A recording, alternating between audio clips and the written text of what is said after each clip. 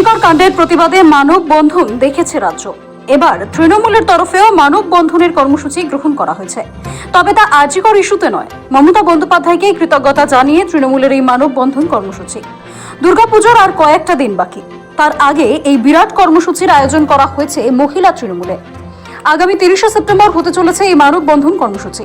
সূত্রের খবর, 30 সেপ্টেম্বর দুপুর 2টো থেকে 3টের মধ্যে তৃণমূলের মহিলা সদস্যরা এই মানববন্ধন করবেন। সব জেলার তৃণমূল নেতৃত্বকে এই কর্মসূচিতে অংশ নেওয়ার নির্দেশ ইতিমধ্যেই দেওয়া হয়েছে।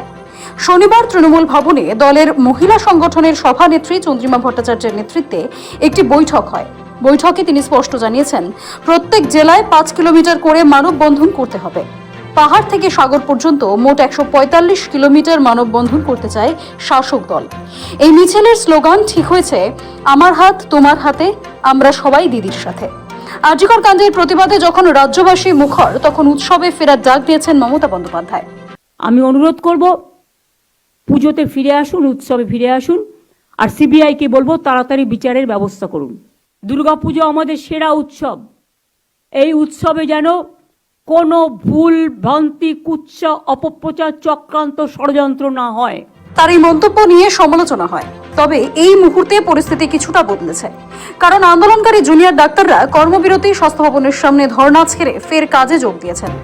আরজিকর কাণ্ডে সিবিআই কয়েকজনকে গ্রেফতার করার পাশাপাশি একাধিক জনকে জিজ্ঞাসাবাদও করেছে। অতএব তদন্তের একটা গতি দেখা যাচ্ছে। এই অবস্থার মধ্যেই এই কর্মসূচির ডাক দিয়েছে শাসক শিবির।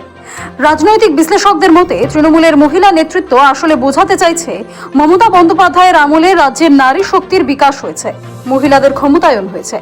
এই কর্মসূচির মাধ্যমে নারী কেন্দ্রিক একাধিক প্রকল্প, যেমন কন্যাশ্রী, রূপশ্রী, সবুজ সাথী, আরো বেশি করে প্রচার করতে চাইছে ঘাসফুল শিবির। তাই মমতা বন্দ্যোপাধ্যায়ের প্রতি কৃতজ্ঞতা এবং ধন্যবাদ জানিয়ে এই মানববন্ধন করার পথে তারা। আর দুর্গাপুজোর আগে এটাই হতে চলেছে তৃণমূলের শেষ কর্মসূচি। 9 আগস্ট আরজিকর হাসপাতালে মহিলা চিকিৎসকের ধর্ষণ ও খুনের ঘটনার পর থেকেই জাস্টিস ফর আরজিকর স্লোগানে উত্তাল পশ্চিমবঙ্গ। সেই স্লোগান নিয়েই 14ই আগস্ট কলকাতা শহরে রাত দখল কর্মসূচি পালন করেছিল অসংগঠিত জনতা। এরপর দেশের সীমানা ছাড়িয়ে প্রতিবাদের ঢেউ আছড়ে পড়েছে বিদেশেও। আবার 8ই সেপ্টেম্বর সোদপুর থেকে শ্যামবাজার পর্যন্ত রাস্তার ধারে হাজার হাজার মানুষ হাতে হাত রেখে মানববন্ধনে সামিল হয়েছিল। আর এবার শাসক দলও নামছে মানববন্ধনে, তবে তাদের কর্মসূচি মুখ্যমন্ত্রীকে ধন্যবাদ জানিয়ে।